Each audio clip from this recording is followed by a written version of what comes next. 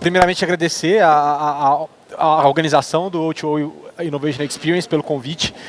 Espero que a gente consiga bater um papo legal aqui, principalmente sobre essas tendências. A gente tem muita coisa legal para o ano que vem, né? Todas essas tendências vão trazer desafios importantes para o mercado, obviamente oportunidades, mas a gente tem aí coisas importantes que eu acredito que, tanto na linha do Open Banking, a gente tem um roadmap de desafios para passar e também de pagamentos instantâneos. Mas para começar, até para dar um pouco de contexto para o pessoal da plateia, eu vou pegar aqui uma apresentação breve de cada um de vocês, quem vocês são e o que vocês fazem nas empresas que vocês representam. Vou começar aqui pelo Breno. Alô, alô. Me ouvem? Me ouvem? Beleza. Vou tirar porque eu não estou conseguindo aqui. Acho que dá para a gente se escutar, né? Provavelmente. Uhum. Bom, obrigado pelo convite, pessoal do evento. Obrigado aqui aos colegas participantes. Eu me chamo Breno, eu sou sócio-diretor na Stone. Hoje eu tomo conta da Business Unit de Banking, onde a gente tem a oferta da Conta Stone, que é um produto que a gente criou voltado para a pessoa jurídica, agora saindo do mundo só de adquirência, né, e começando a servir os empreendedores na parte na frente de conta de pagamento. E junto da Conta Stone a gente tem a plataforma que a gente criou, que é o que sustenta o produto por trás, que é uma plataforma que foi criada nos últimos quase 2 anos, já pensando no mundo de Open Bank. Então, é uma plataforma aberta, a gente tem uma API da conta pronta, aberta por trás, acho que é por isso que a gente veio participar aqui do painel. Boa, legal, bacana. Marcelo? Meu nome é Marcelo Pique, eu sou um dos co-founders, né, da SmartMay. A gente é uma plataforma para autônomos, tá? Então a ideia é ajudar quem trabalha por conta própria a lidar com o governo, a lidar com recebimentos, pagamentos e fazer um controle financeiro, né, da empresa. A gente tem esse lado para o consumidor final, mas a gente hoje tem muitas parcerias com empresas, né? Então a gente faz pagamentos, por exemplo, para empresas como a RAP, paga absolutamente todos os entregadores no Brasil, né? Pessoas que são desbancarizadas, ajuda nessa operação de pagamentos, e agora a gente está desenvolvendo serviços financeiros focados nesse público. Boa, legal. Olá, boa tarde, eu sou o Júlio Duran. Eu sou diretor de Produtos, Tecnologia e Dados do Guia Bolso. O Guia Bolso é a plataforma de gestão financeira e curadoria de produtos. Aí a gente está no ar há 5 anos, pelo menos, e já estamos experimentando um pouco do que o Open Banking vai oferecer para o público daqui uns ano que vem, espero, né? Boa tarde, pessoal. Tudo bem? Meu nome é Bruno. Eu sou cofundador da CrediGo. E a CrediGo é um aplicativo recente no mercado brasileiro e o nosso posicionamento é tentar ser o primeiro super aplicativo de finanças pessoais aqui do Brasil. Então, a nossa ideia é tentar trazer o Open Banking antes do Open Banking, ou seja, ser uma plataforma, um hub de finanças pessoais que engloba todos os aspectos da vida financeira das pessoas. Então, isso inclui tanto a gestão financeira, então contas a pagar, o seu histórico de pagamentos, todas as transações que você fez, você consegue ter um controle mais claro. E a gente também trabalha com marketplace de crédito, de outras contratações de produtos financeiros, escoragem de crédito, pagamentos, enfim, tudo aquilo que o Open Banking prevê para daqui 2, 3 anos, um full Open Banking, a gente quer ser essa plataforma um pouco antes.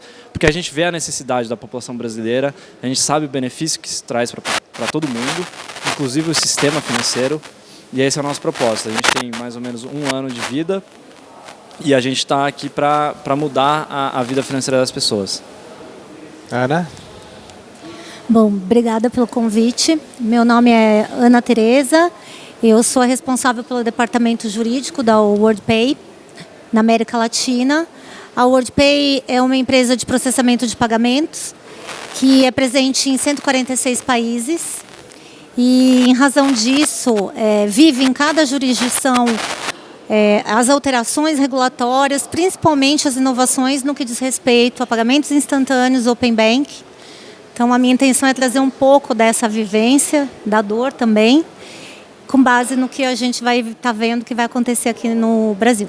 Bacana, gente. Bom, com as devidas apresentações aí, vamos começar. A gente tem 2 assuntos básicos para falar. O primeiro é Open Banking e também um pouco sobre pagamentos instantâneos, começando em Open Banking, que eu acredito que é um assunto que já foi explorado aqui em painéis anteriores.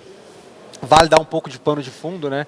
que esse conceito do Open Banking começou lá, de certa forma, no Reino Unido, que foi depois de um trabalho ali concorrencial, descobriu-se uma forma de como a gente consegue ampliar a competitividade aqui, e uma dessas formas seria através da abertura de APIs no mercado financeiro, permitindo com que diferentes instituições pudessem, com a autorização do cliente, pegar um dado que está numa outra instituição e utilizar isso para devolver um benefício para o seu cliente. Essa coisa cresceu, do Reino Unido a gente teve regulamentação na União Europeia chamada PSD2, e o assunto finalmente chegou aqui no Brasil, depois de algumas experiências aí mundo afora, né?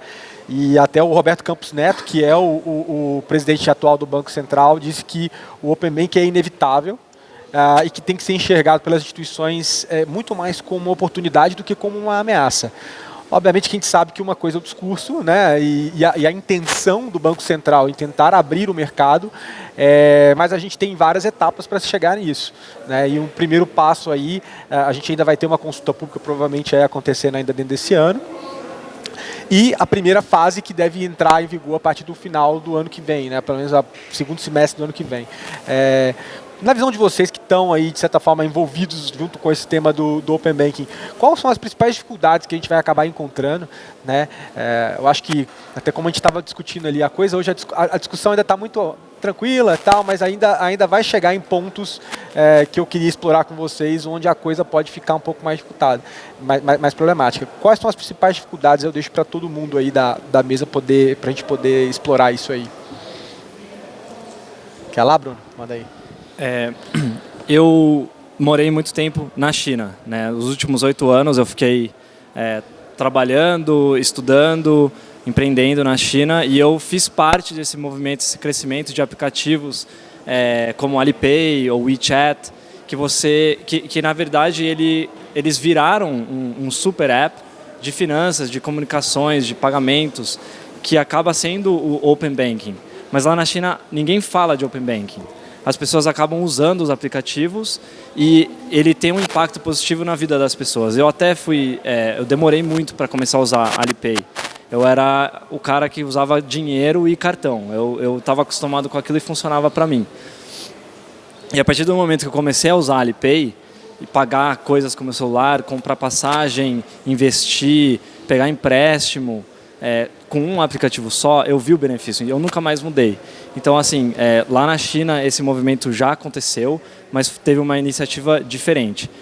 E eu acho que a barreira aqui no Brasil, além de infraestrutura e essa resistência que os bancos ou os maiores players do mercado talvez tenham, vai ter essa barreira cultural de compartilhar os dados, de pegar a sua informação de um banco e passar para uma fintech. Por exemplo, no caso da Credigo.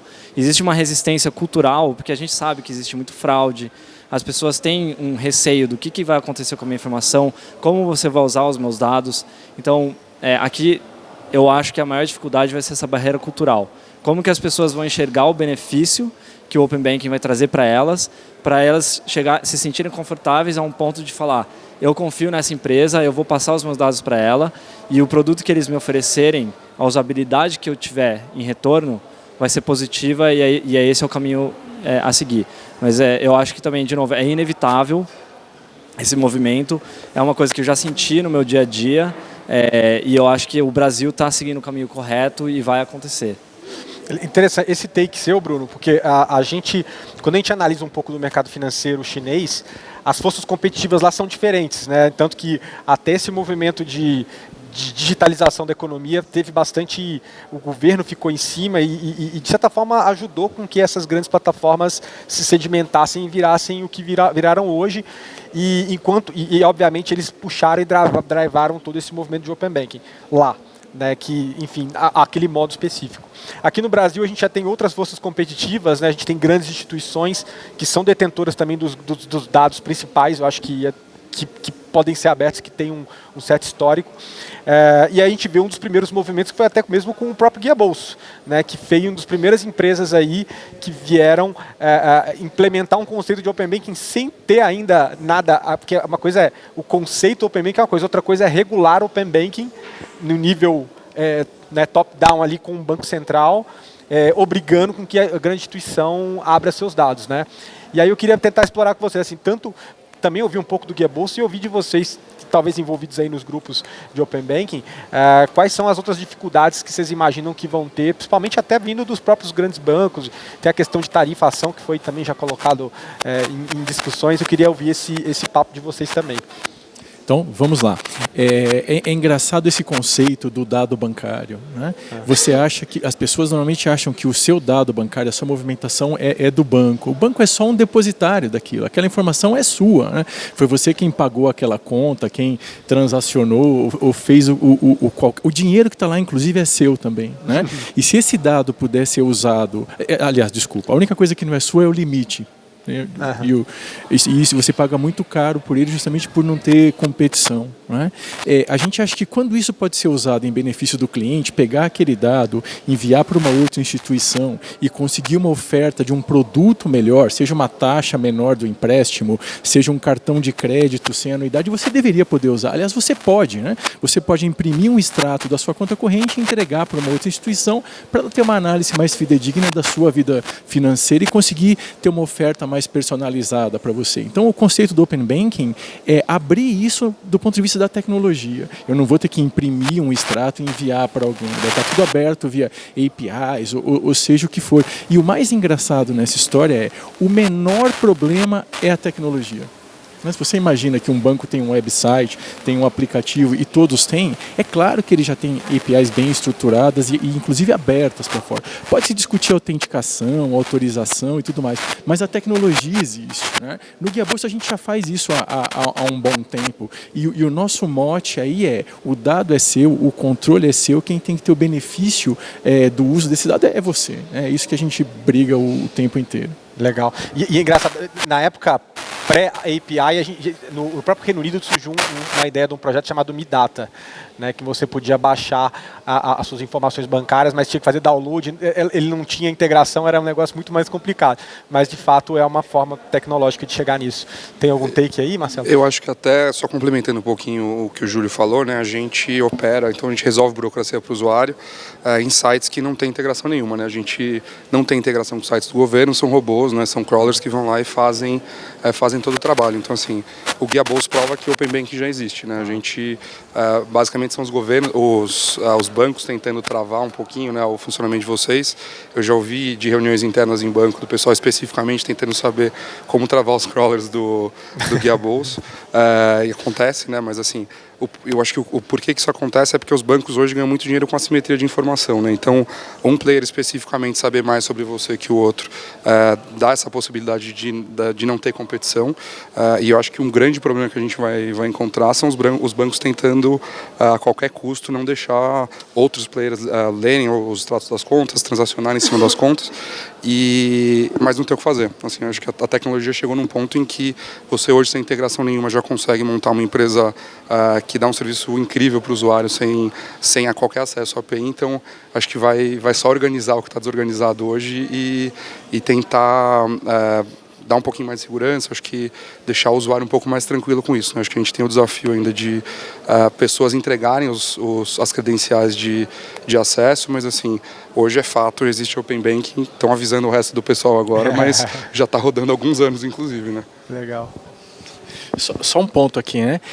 As pessoas têm mais medo de entregar a senha do Facebook do que a do banco, né? Então, quando você institucionalizar Facebook, e-mail, seja lá o que for, quando você institucionalizar tudo isso e criar tecnologia, esse medo vai acabar naturalmente. Ana, você tem algum take? Eu tenho, sim. O que eu vejo, um dos maiores desafios no Brasil é a comunicação. Porque quando a gente pensa em Open Banking, em discussão, todos nós aqui sabemos, né, entendemos, mas o Brasil não é só o eixo Rio-São Paulo. Então a gente tem que pensar em vários estados, atingir um grande número da população, que, querendo ou não, você pega grandes bancos, tem agência em qualquer município, né, a gente sabe que tem mais de 5 mil municípios, com certeza a comunicação, a transparência desses grandes players vai ser essencial. E eu acho que vai ser muito difícil, porque eles não querem, na verdade, abrir mão desses dados que eles têm. A gente vê, no Reino Unido, 5 grandes players foram notificados porque não estavam dificultando a entrega de dados.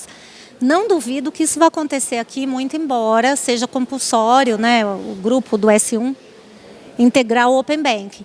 Mas eu acho que a comunicação, e não sei como isso vai ser feito, que teria que ser algo assim institucional, e a abrangência são fundamentais para o sucesso do Open Banking, além de desafios como a própria autorregulação, as taxas que o Breno estava falando, que também aí a gente vai ver o que, né, a briga começa agora, né? Então eu acho isso um maior desafio. Acho que, reforçando um pouquinho esse ponto da Ana, de fato acho que a gente entra agora na fase mais delicada, né? Que existe uma conversa acontecendo há talvez mais de 12 meses, já oficial, comandada pelo Banco Central, trazendo os participantes para a mesa para botar seus pontos. E agora acho que a gente vai entrar na fase onde a gente vai começar a falar dos detalhes que importam, né? E aí tem alguns grandes detalhes que importam, acho que esse da comunicação a Ana colocou muito bem. Esse é um ponto que define o sucesso ou o fracasso dessa iniciativa no Brasil. Ser bem ou mal comunicado vai definir o quanto que a população vai conseguir absorver isso com o tempo. Acho que as associações promovendo eventos como esse têm um papel fundamental, só que isso às vezes é muito local, né? Muito Rio-São Paulo. E a gente tem que sair desse eixo, né? O Brasil é gigante, o brasileiro que sofre às vezes nem é tanto o brasileiro que está no eixo Rio-São Paulo, ele é o brasileiro que está mais distante, né? Tem um estudo super legal de um bolsista do Instituto Propag no MIT, falando sobre a concentração bancária numa ótica de microconcentrações urbanas, como a disparidade aumenta quando você olha microconcentrações onde só um banco impera, né? Os spreads são 2, 3 vezes mais altos do que as cidades onde existem 2 bancos diferentes. Então, nesse cenário, o Open Banking e as fintechs ganham uma relevância muito maior, mas sem comunicação a gente não chega lá, né? E aí acho que o segundo ponto importante, né, a autorregulação. Então, o Banco Central definiu que alguns itens, né, da proposta de Open Banking, da regulação oficial, deverão ser definidas em conjunto. O mercado brasileiro ele não tem boas experiências de definir as coisas em conjunto. Nosso passado mostra que as coisas que foram definidas em conjunto, especialmente pelos grandes bancos, né, não foram muito boas para a população em geral.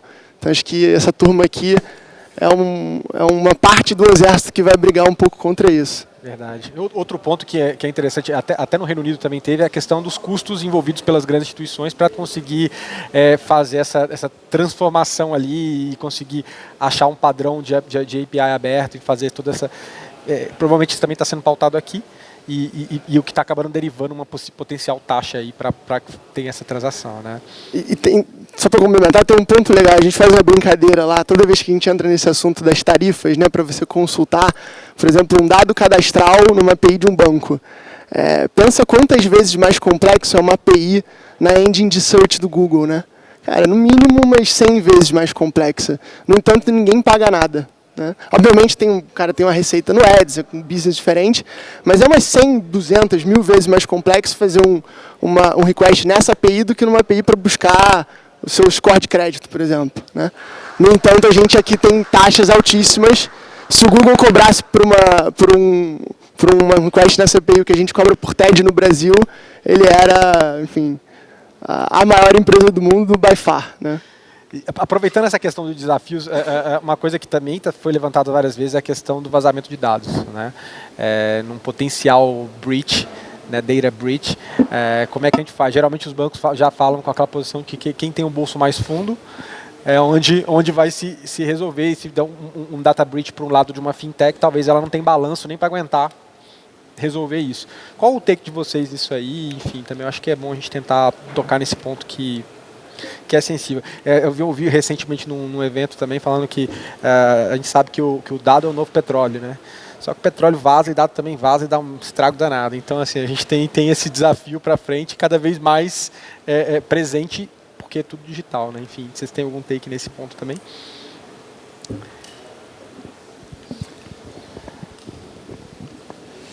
Pensando na LGPD, você tem uma multa enorme, chega até 50 milhões de reais e realmente quebra qualquer fintech. E, obviamente, no momento que você ver esse vazamento de dados, vai ter que ter na regulação e, principalmente, o Banco Central vai ter que ter um mecanismo eficaz de governança em relação a todo esse meio, todo esse processo, porque sempre vai cair do lado mais fraco. Então, eu acho que, além do dado que vai vazar, o que é essencial na governança e em tudo, para mim, né, assim, o que também é o novo petróleo, é a experiência do cliente. Porque não tem como, com esse monte de empresas que estão surgindo, você fidelizar o seu cliente se você não oferecer para ele uma boa experiência. Então, além da segurança de dados, que obviamente você vai ter que ter, você vai ter que ter um serviço e um pós-serviço muito eficaz para conseguir fazer esse seu efeito de rede e ter o cliente para você. Então, as multas são necessárias, do meu ponto de vista, mas só vão ser eficazes com o controle mesmo do regulador. Bacana, legal. Bom, a gente falou aqui já desses desafios, acredito que a oportunidade do Open Banking, já algo que deve ter sido falado extensivamente aqui, a gente viu casos como o próprio Guia Bolso conseguiu operacionalizar, para mim é uma tremenda oportunidade, facilita a vida da pessoa e vem fazendo isso há um bom tempo, né? E como é que vocês enxergam o potencial, até mesmo com o Open Banking, da entrada de Big Techs em algum segundo momento aí no mercado financeiro, que é algo que inclusive já é falado no Financial Stability Board lá fora, né? Então, assim, os grandes bancos centrais do mundo inteiro já se preocupam com a entrada das Big Techs e que acaba que a gente vê que o Open Banking acaba também sendo uma porta ali possível. Como é que vocês veem? É inevitável? Parece que sim, mas qual o impacto que vocês enxergam disso aí depois de acontecer, gente? O que vocês têm aí? Eu acho que uma coisa interessante do Open Banking é uma oportunidade, né? Independente se é para big or small techs, na verdade você diminui muito a necessidade de estrutura que você tem para operar, para criar um produto para o usuário, né? Então, se você consegue usar um banco já existente, a conta que o cliente já está acostumado a usar de back-end ali, só focar no front-end, acho que fica mais fácil para as empresas existirem e tentarem competir. A gente começou assim, né, até chegar no ponto que a gente precisou pedir uma licença para o Bacen. Demorou um tempo, mas a gente cresceu em produtos, né, de terceiros que estavam abertos. Eu acho que para as Big Techs, assim, o que esses caras têm é o front-end, né? Basicamente é o engajamento com o usuário, assim, quantas vezes você usa por dia Facebook, WhatsApp, Google, e aí o poder operar dali de dentro pode ser que seja uma vantagem grande para o cliente. Mas, de novo, todas as Big Techs também têm dinheiro para começar suas próprias instituições financeiras. Acho que o caminho não é uma questão se vai ou não vai acontecer, provavelmente vai.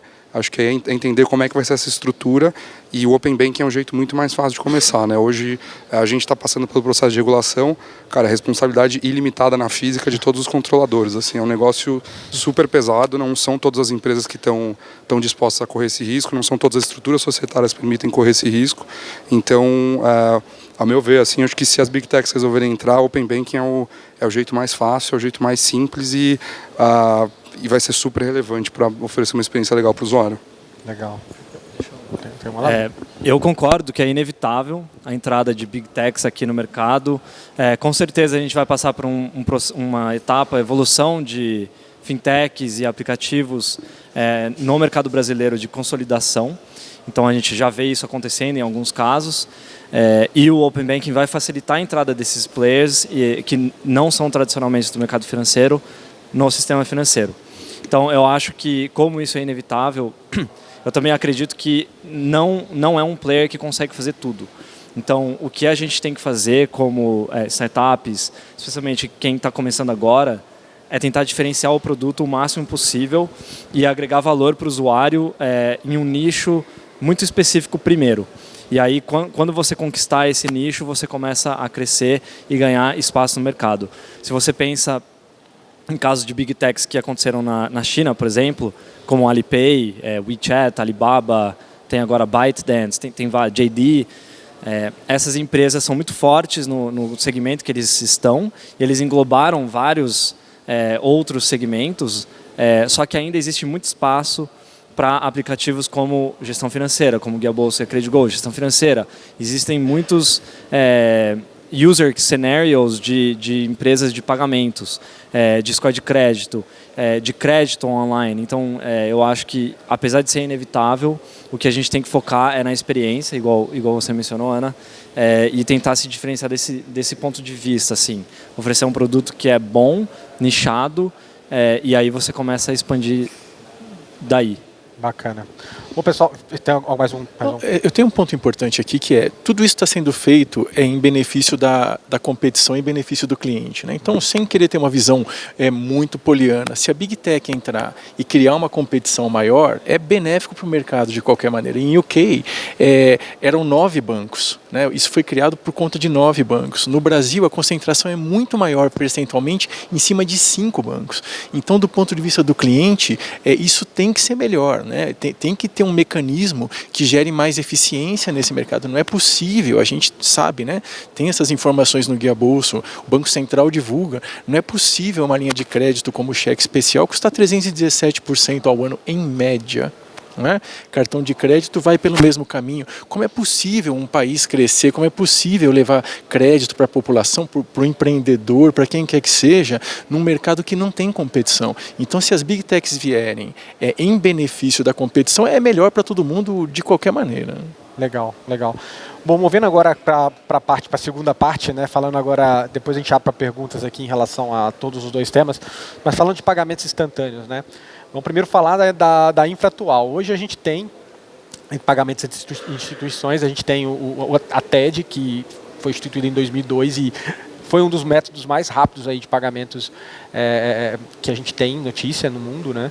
Você pega no mercado norte-americano, ainda tem ainda um tempo interessante ali, alguns dias às vezes para poder você fazer um wire, né? Um wire transfer de um lugar para um outro, de uma instituição para outra, e aqui foi implementado desde 2002.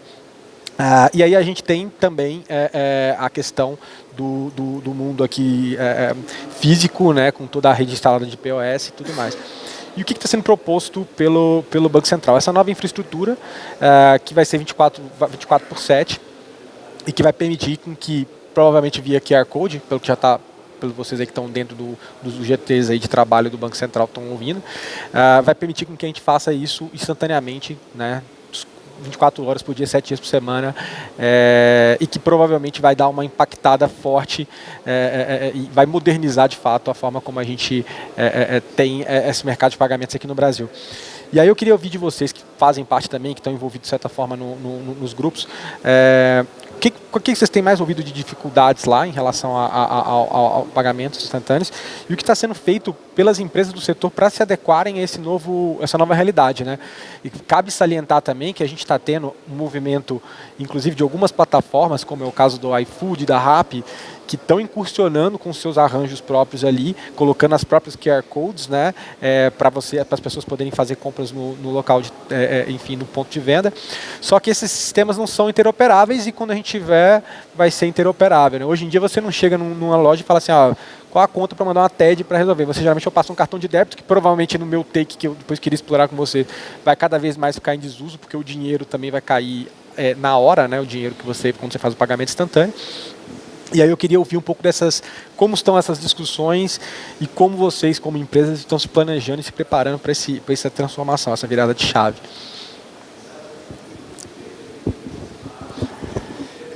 Acho que tem algumas coisas interessantes, né, dentro desse assunto.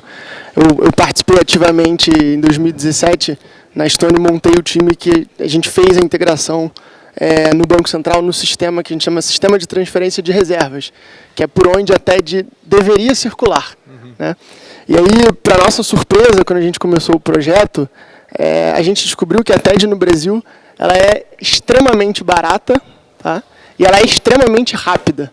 Então, talvez algumas pessoas na plateia estejam um pouco espantadas, mas vou dar alguns números para vocês entenderem mais ou menos o que a gente está falando. Né?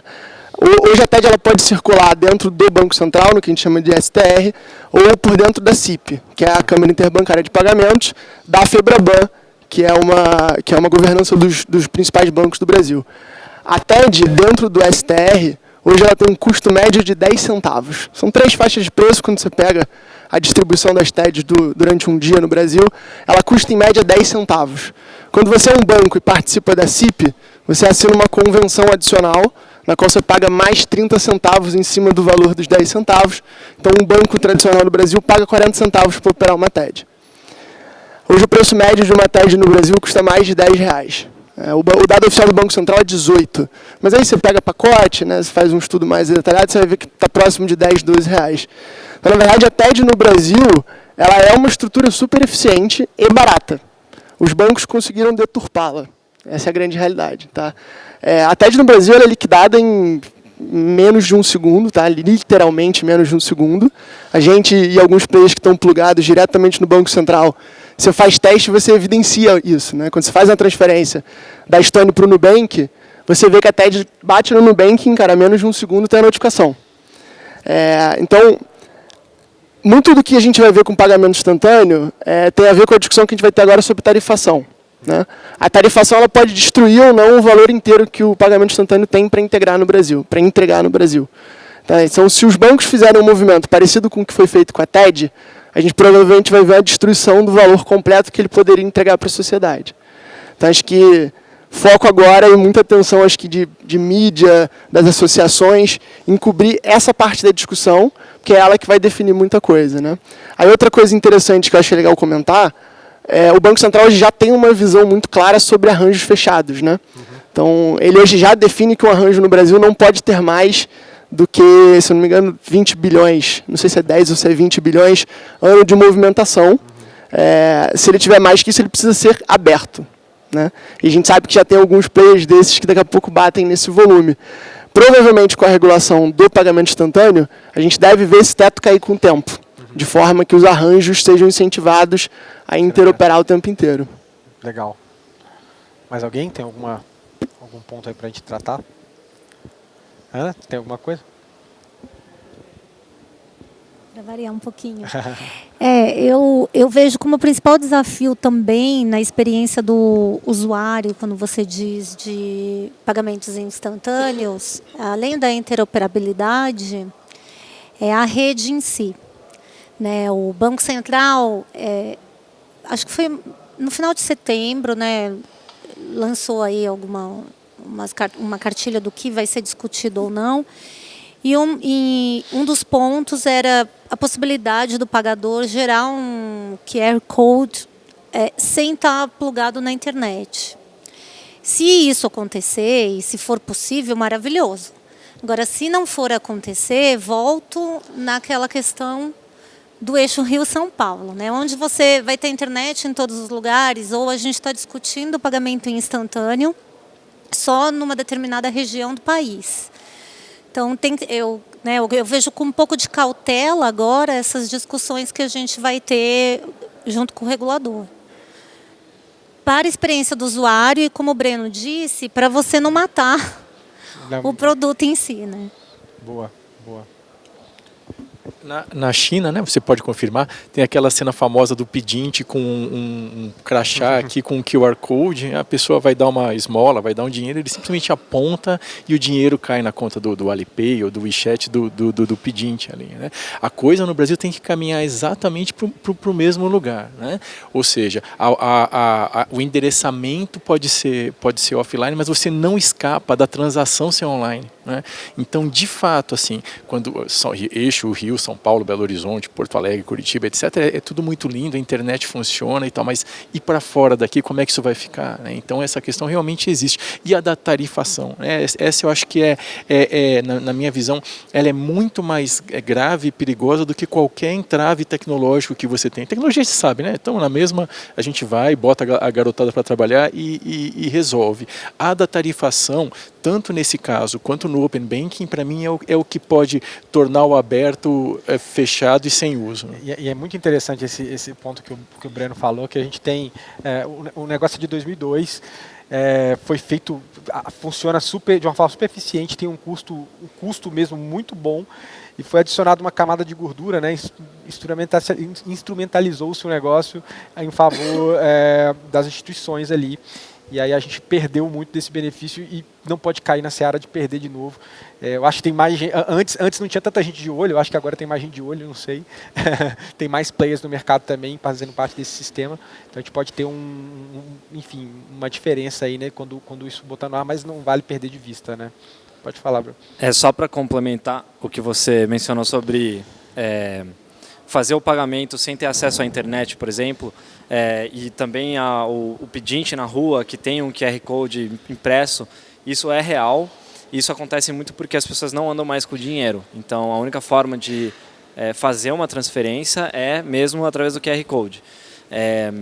Mas o que aconteceu na China é um país muito rural, né? Então tem muito falta de acesso à infraestrutura, tanto de tecnologia de 4G, por exemplo, internet mobile, quanto internet fixa, então Wi-Fi.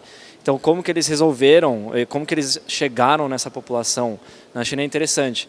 Eles fizeram com que o QR Code, a transferência, e eu não sei os detalhes do back-end, mas pelo menos uma pessoa tem que ter acesso à internet, ou o pagador ou o recebedor. Então, se o merchant ele não tem acesso à infraestrutura num lugar rural, de ter internet para ele gerar um código de QR na hora ou ler com a maquininha dele, ele pode ter ele impresso ali na loja. Então, você, como pagador, escaneia o código e faz a transferência, valida, mostra para a pessoa que ela foi feita e pronto. E isso acontece assim, sempre. Aliás, eu viajei muito na China e todo lugar que você vai, independente se é norte, sul, leste, oeste, lugares muito rurais, assim, todo mundo aceita QR Code sem ter essa infraestrutura de internet disponível. Eu acho que isso já está dentro da regulamentação do pagamento instantâneo e tem que acontecer, com certeza. Beleza. Eu acho que só um ponto, a gente falou antes de comportamento do consumidor, né? E assim, o caso da China, a população está mudando de rural para urbana e aí muita gente não tinha cartão, você não tinha estrutura de POS já distribuída, então foi a tecnologia mais fácil de adotar. Tem o caso de uma empresa queniana, chama M-Pesa também, que fez uma estrutura de banking em cima de SMS, que é um caso conhecido. E a gente aqui no Brasil, assim, acho que a gente falou de plástico rapidinho, né? Acho que a ideia do QR Code, pagamento instantâneo, é não ter mais cartão, né? Não ter mais maquininha, mas as pessoas ainda hoje veem no cartão, no dinheiro, um jeito de tangibilizar um negócio que não é claro para todo mundo, né? Então eu vou só citar uma anedota. A gente pegou um caso, um projeto com a Caixa, né, em alguns condomínios Minha Casa Minha Vida, para ajudar as pessoas a formalizar. Lá, né? Isso. Verdade, legal. E aí uma das empresas que estava alocada, né, num dos condomínios, viu numa lotérica assim, um comportamento que ele é mais comum do que a gente imagina. Então, uma pessoa tem R$1.000 na conta, ela chega na lotérica, pede o extrato, vê que tem R$1.000 na conta, tira do bolso uma conta de água, por exemplo, de R$20, paga a conta, pega o troco, conta os 970, deposita e depois pede mais um extrato para saber se o dinheiro realmente está na conta, assim. E a gente trabalha com gestão financeira, né, tentando ajudar. É um público, eu acho, diferente, né, do Guia Bolsa, acho que é um público mais base da pirâmide. E muitas vezes a altura do bolinho de dinheiro na gaveta é como a pessoa faz a gestão financeira. Então tem um componente assim de quem está aqui nesse evento não é a representação da sociedade brasileira, né? A gente vai adotar o pagamento instantâneo assim que ele sair, mas é como é que você torna isso relevante para o resto das pessoas, onde não tem internet, onde a pessoa às vezes não tem um trabalho, é um pedinte na rua, então tem o componente assim, não importa o quanto a lei regule isso ou descreva o que tem que ser feito, mas tem um desafio assim, a gente tem uma base instalada hoje de cartão, o cartão é do jeito de tangibilizar a conta, e aí como é que as pessoas vão se comportar com esse negócio novo. Então, acho que só para complementar o caso da China, a gente tem uns causos aqui também que são diferentes do que a gente está acostumado. A adoção ainda tem todo esse caminho para percorrer também, enfim, a gente Sim. tem um exemplo, a gente manda para o nosso usuário o cartão junto com uma carteirinha para ele colar atrás do telefone e manter o cartão junto. Então, meu cartão está ali meu telefone está na mochila, senão eu mostraria. A gente vê que é uma preocupação de alguns usuários, fala, bom, mas tá bom, daí me roubam o telefone, vai meu cartão e vai meu telefone junto, eu não tenho nada. Assim, então, eu gosto de guardar o cartão na carteira, sabe? Muito boa. Exato. É muito boa. Bom, pessoal, dando um segmento aqui, até tirando uma frase que foi tirada aqui diretamente do site do Banco Central, explicando um pouco sobre o pagamento instantâneo, né? Segundo eles, o pagamento instantâneo vai provocar uma diminuição no número de intermediários, significando menor custo de aceitação em relação aos demais instrumentos de pagamento. Além de uma diminuição de necessidade de crédito por parte dos merchants, porque a disponibilização do recurso vai ser imediata a partir do momento da venda, né? Então isso é outro benefício legal. Dado esse novo cenário, quais são as principais transformações e oportunidades que vocês veem no mercado de pagamentos, né? Principalmente nesse sentido? Como fica a vasta base instalada de POS? A gente tem aí uma base de POS, muitas empresas aí, subs que cresceram bastante. com esse negócio do POS. E também como fica os negócios que de muitas dessas instituições muitas vezes é baseado muito na antecipação e a gente acaba tendo esse elemento saindo de fora. E por último, a questão do cartão de débito. Eu acho que o cartão de crédito é um outro game, porque ainda tem a questão do parcelamento, que é a jabuticaba nossa que as pessoas usam muito ainda.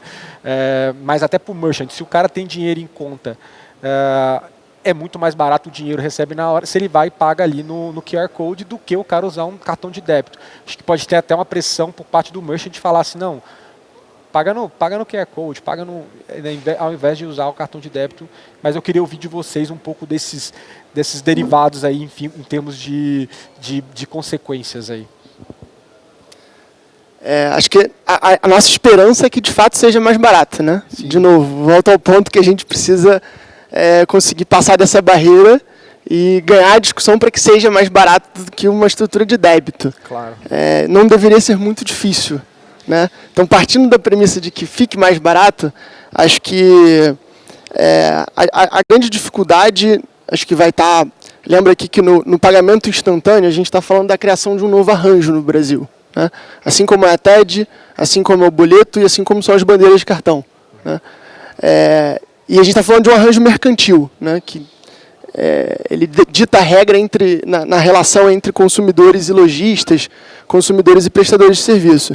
Existe um papel relevante que as bandeiras fazem, né, nas regras e nas disputas entre quem presta o serviço para um lado e quem presta o serviço para o outro. Isso influencia, por exemplo, na dinâmica de fraude. A gente sabe que o Brasil é especialista em fraude.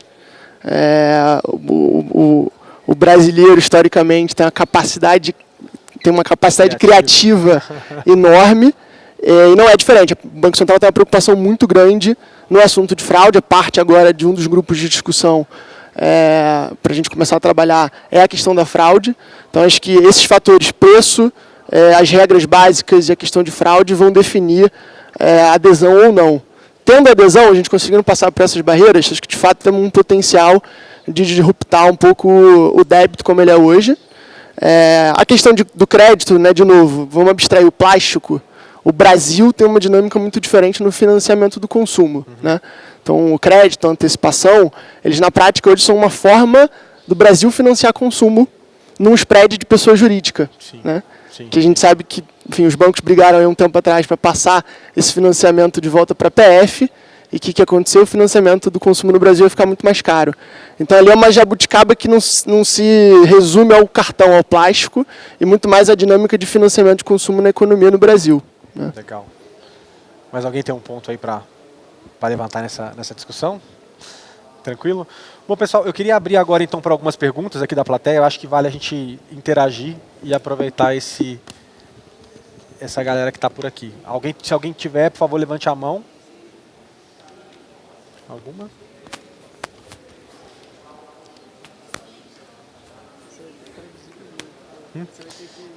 Tá chiando um pouquinho.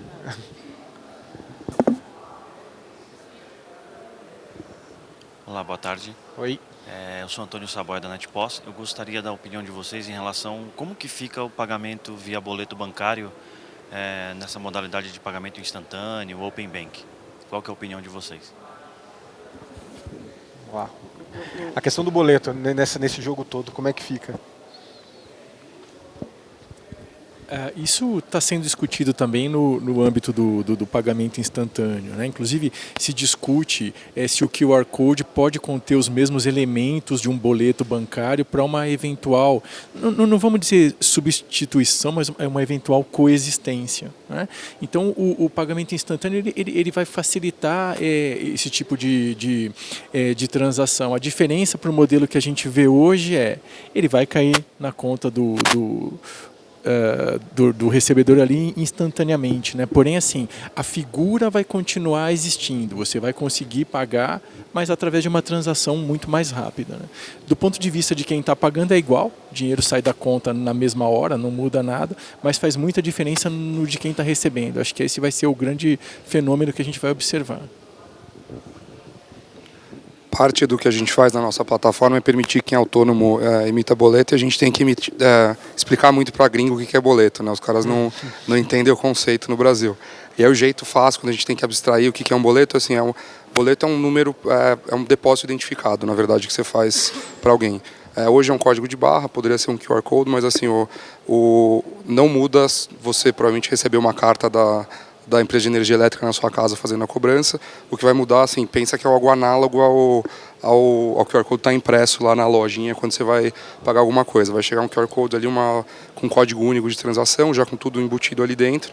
E aí, como a gente falou aqui, o que vai mudar é a velocidade que o dinheiro chega na conta, né? Porque hoje, mesmo boleto registrado tal, demora geralmente uns 2 dias úteis para o dinheiro ficar disponível. Mas acho que para o consumidor deveria mudar muito pouco. Assim. Acho que boleto, acho que existem 2 grandes mundos, né? Eu acho que existe boleto de proposta e boleto de cobrança. Né? O boleto de proposta é aquele que você comumente paga no e-commerce, né, antes de adquirir o produto. O boleto de cobrança é aquele que, em geral, quando você deixa de pagar, começa a incorrer em multa e aí você fica desesperado, né? Acho que o boleto de proposta, o QR Code, ele, enfim, está no mesmo nível, ele tem as mesmas propriedades, ele deveria substituir grande parte do que existe de boleto de proposta. No boleto de cobrança, existe a lógica, né, do invoice e, principalmente, a amarra do boleto no protesto, né? Esse é um ponto que eu acho que é interessante, inclusive, a gente provocar nas próximas discussões sobre pagamento instantâneo. Deveria existir uma lógica de invoice amarrada no QR Code que não tem ainda. Né? Você pode carregar alguns dados, mas não uma lógica de um invoice registrado, na qual o não pagamento incide num protesto e aí um fluxo de cobrança. Acho que esse é um ponto interessante de a gente ajudar a evoluir. Muito legal. Bom, pergunta aqui. Então, vou começar aqui, depois eu vou para cá que pediram antes. Olá, boa tarde. Oi. Meu nome é Daniela Moser, eu sou da Content Lovers. Aproveitando na carona do amigo, eu ia perguntar a respeito do DDA. E como isso impacta diretamente no LGPD e dentro de uma cadeia, pensando em pagamento instantâneo, como que vocês enxergam isso? Obrigada.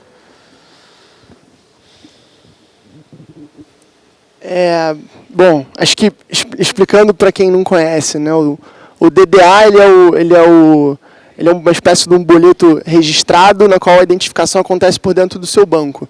Então você não precisa da cartinha chegando na sua casa, você acessa o seu banco, tem lá uma cobrança chegando por dentro do seu internet banking no seu nome. Na prática, eu acho que é parecido com... Acho que a gente tem a mesma lógica do boleto de cobrança. Tá? Dificilmente o DDA é um boleto de proposta, eu não consigo pensar no use case. Então, eu aplicaria a mesma regra aqui do que eu falei antes. Acho que não existe essa lógica do invoice, da cobrança atrelada e o fluxo de protesto que vem depois. A gente precisaria provocar essa discussão no âmbito do pagamento instantâneo para ter o substituto do DDA. Boa, próxima. Aqui. Depois aqui na frente. Aqui, ó. Pode falar. Oi, eu sou a Patrícia, do Itaú. Eu tenho uma dúvida. Uma vez que as bandeiras hoje são meio que as responsáveis por garantir a veracidade do arranjo, da forma como vocês estão colocando de que o novo arranjo seria quase que mercantil, me parece que elas perdem espaço nessa nova configuração. Como que vocês veem, quem seria o responsável por garantir a veracidade das informações, dos entes e das figuras desse novo arranjo? Obrigada.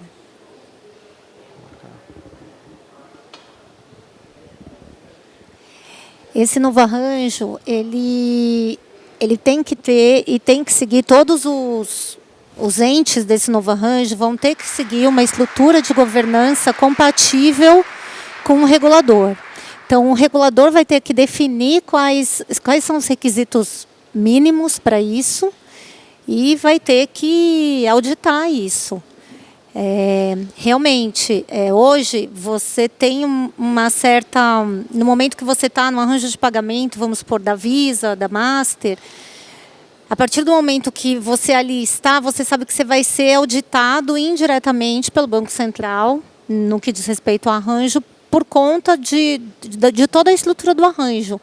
Nesse caso, a regulação o regulador que vai ter que fazer essa auditoria e vai ter que definir os requisitos mínimos, exigir uma estrutura de governança mínima. Eu acho que esse é um dos principais desafios nesse sentido, essa estrutura de governança e de compliance. Eu acho que como a gente está aqui falando de marketplace, né, tem a regulação hoje que obriga os marketplaces muito grandes a liquidar transações via SIP, né, e aí quem faz a regulação disso não é o Banco Central direto, isso está terceirizado para as bandeiras, então hoje assim, você tem que assinar um contrato bem gordinho lá com as bandeiras para ter acesso a SIP direto. Então ainda não está claro como é que vai ser a regulação, mas assim, se a gente for pensar que pode ser que aconteça a mesma coisa, as bandeiras deveriam continuar existindo num cenário como esse. Assim. Legal. Próximo, depois desse daqui, depois na frente. Bom, primeiramente, boa noite. Enzo Bonamini, da Startup Space. E a minha pergunta, a gente sabe que o pagamento instantâneo, as wallets, ele tem ali um quesito de segurança natural dele, mas até hoje eu também não vi nenhum caso de fraude, seja no e-commerce ou no ambiente físico, de pagamentos instantâneos, mas a gente sabe que o brasileiro ele tem a criatividade limitada e muitas vezes quando se trata de fazer o mal, essa criatividade vai ainda mais além. A minha pergunta para vocês, o que vocês acham que vão ser os desafios voltados a essa parte de segurança e fraudes, tanto no ambiente eletrônico, no online, quanto no físico, seja aquele cara que vai clonar a plaquinha do estabelecimento e por aí vai? Vou dar só um exemplo ogro antes de começar a discussão técnica mesmo. Assim, hoje é super comum você ter gente que vai e troca as maquininhas, né, no estabelecimento. O cara vai num restaurante de alto fluxo, pede lá para... Por isso, se você for no posto hoje, muitos dos frentistas não deixam você pegar a maquininha.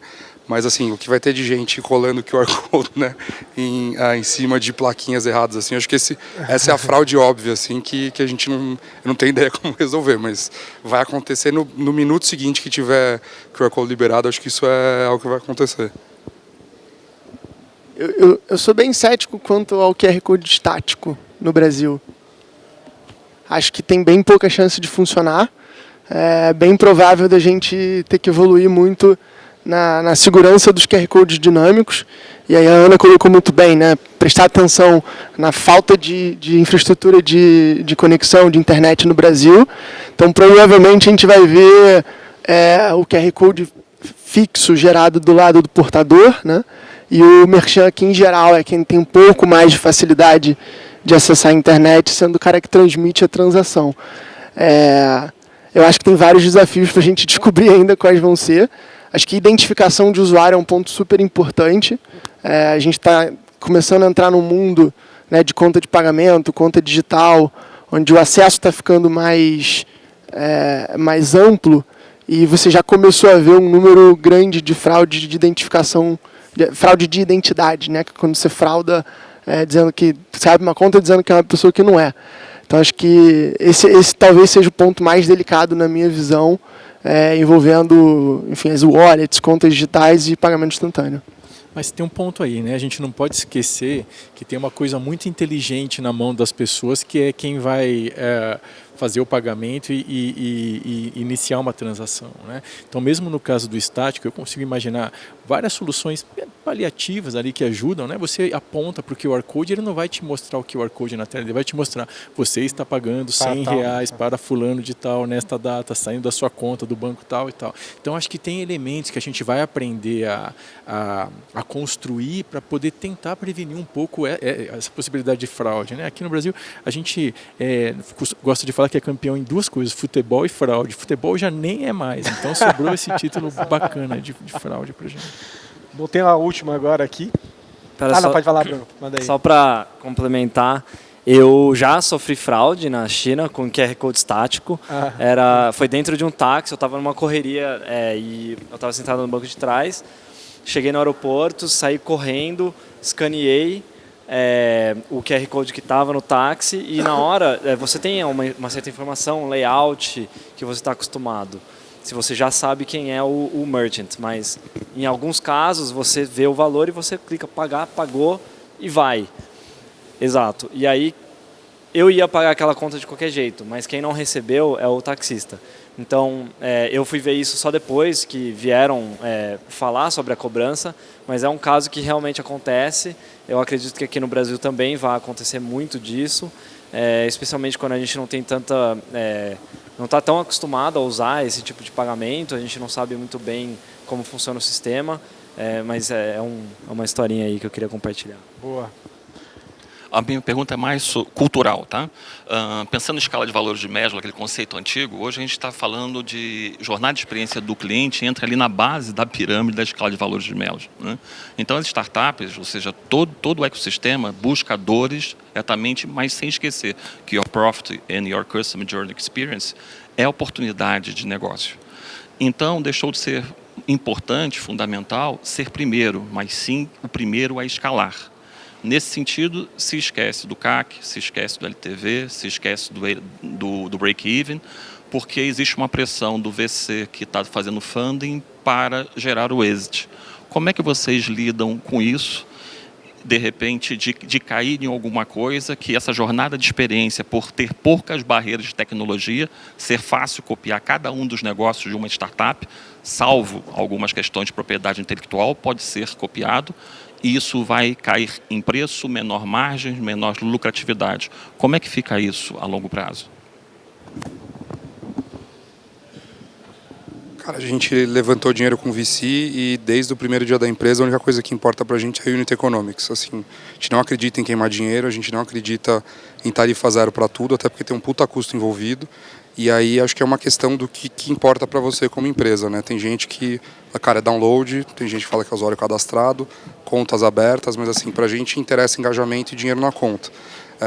E aí, perto do que você falou, assim, a gente tem um componente B2B, né, que na verdade é o nosso maior fator de crescimento hoje, mas assim, provavelmente aqui ninguém nunca ouviu falar da gente, se eu pedir para não vou nem pedir para alguém levantar a mão para não passar vergonha. Não é por qual. Talvez minha mãe esteja lá no fundo, talvez. Mas cara, a gente esse mês vai ter executado 2 milhões de ordens de pagamento para os nossos clientes, são marketplace, assim. Então, tem vários nichos diferentes, né? Acho que o first to scale é muito importante, mas assim, é um mercado gigantesco, a gente tem um monte de gente desbancarizada, um monte de ângulos diferentes. O fato de você hoje conseguir ter não precisar ter uma estrutura tão pesada, né? Acho que é um pouco mais light se você conseguir trabalhar em cima de outros bancos, outros parceiros. A gente está falando de Open Banking aqui, cara, mas a gente hoje ainda opera em cima de um banco tradicional para fazer o hosting das contas e as TEDs. A gente começou operando com cartão pré-pago, a gente tem um gateway que emite nossos boletos. No final a gente acabou juntando uma série de coisas para focar na experiência do cliente, focar no que a gente via que gerava engajamento. E aí, na nossa visão, que não é de todo mundo, é construir uma relação que Unit Economics é saudável. Então, assim, a gente não rasga dinheiro, dá para fazer um negócio pensando nisso. Óbvio, tem um monte de player entrando agora, falando que TED tem que ser de graça, saque é de graça, mensalidade de graça, só que o problema é o seguinte, para a empresa dinheiro é oxigênio e sem oxigênio a empresa morre. Então, se você for depender da sua capacidade de fazer fundraising e não de, cara, encantar o cliente, criar uma experiência legal, relevante, pela qual você consiga capturar valor, acho que não é só gerar, mas tem que ser capaz de capturar, cara, não existe longo prazo para a sua empresa. Então, acho que as pessoas estão incentivadas muitas vezes pelas métricas erradas, mas te falo que não é todo mundo assim. A gente, desde o primeiro dia da empresa, a Unit Economics, CAC, LTV, a gente antes só escalou quando a gente achou um negócio que a gente achou sustentável. Maravilha. Bom, pessoal, a gente chegou no final dessa sessão. Queria agradecer muito pela participação, acho que foi super rico aqui. E também pela interatividade de vocês. E até as próximas. Obrigado aí também ao evento pela oportunidade. Valeu, meu caro.